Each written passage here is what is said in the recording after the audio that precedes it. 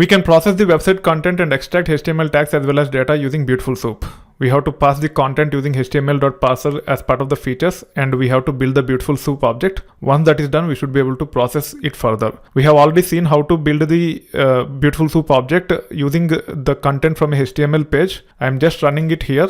And also I'm saying print of soup.prettify to actually print the content. You can see the output here. We'll be leveraging this output to further process. So let me clear the output.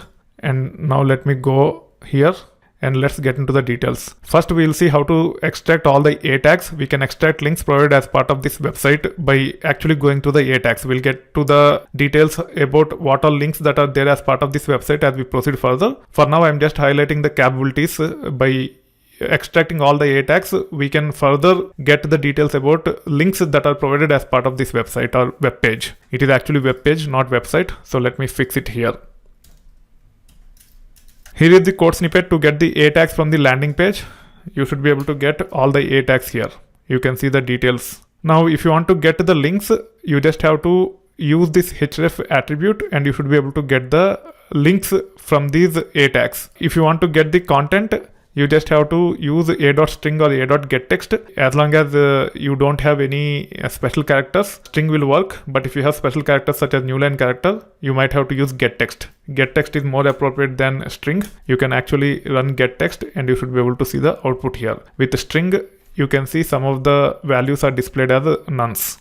So that is the difference between string and getText.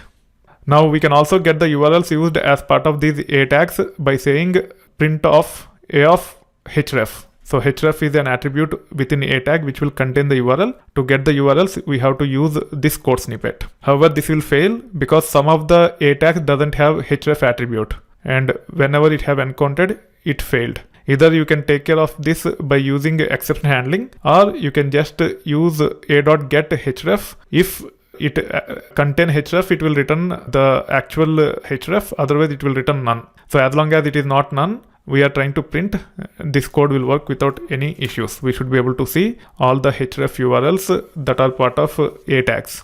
We can also pass attributes such as class, ID, etc. to narrow down the filter for specific class or ID. So in this case, let's get the classes. This will return all the classes. However, there are too many duplicates. To get the unique classes, I'm saying class equal to set. So this will actually facilitate you to practice on collections. So in this case, I'm trying to get these list of lists which contain duplicates as set so that we only get the unique values, deleting all the duplicates from this list. For that, we cannot use list of lists to actually convert to set. We have to first convert to dicts within each collection that is returned when we say get class, and then we have to use those tuples to add to the set so that we can actually eliminate the duplicates. Either you can create a list of lists and then process to get the unique values, or you can build the set directly. So in this case, I am building the set directly by saying for a in soup.findAll of a, which will get us all the A tags. In that, if there is a class, I am just adding a class to the set. Before adding the class to the set, I am converting the list to tuple. Otherwise, I will not be able to add to the set. So if I remove this, it will fail. You can see here, I have removed the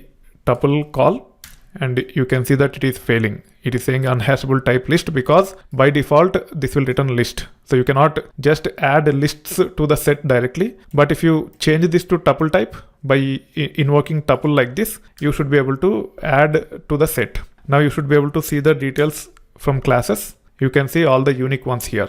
Now, if you wanted to filter for a specific class, which is nothing but reference internal, the actual values are like this. So if I go back here and run the piece of code where we have seen the tags directly, which is nothing but this one.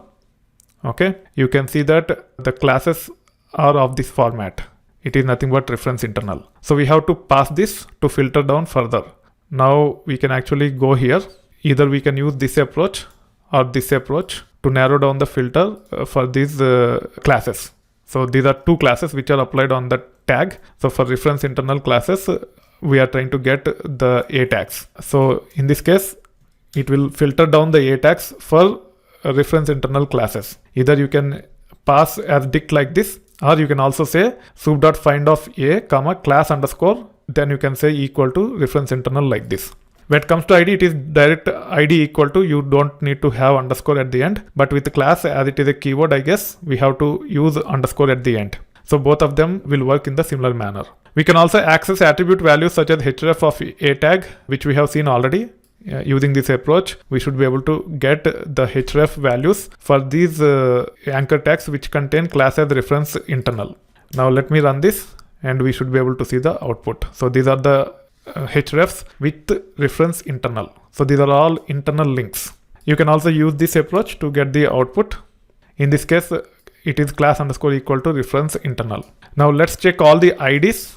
There is only one ID, which is nothing but next link. For all other anchor tags, there is no ID. Now, if you want to get the details about the anchor tag with next link ID, this is how you should be able to get. So you can say soup.find of a, which is nothing but anchor tag, comma, as part of the dictionary, you have to specify the key as ID and the value, whatever value you are looking for, and you can see the output here. You can also use this approach to find by ID. You can just say soup.find of anchor tag, comma, ID equal to whatever ID using which you are trying to narrow down the search. This will also give the same output. So this is how you should be able to extract the information from the web page by leveraging the APIs that are made available as part of the Beautiful Soup.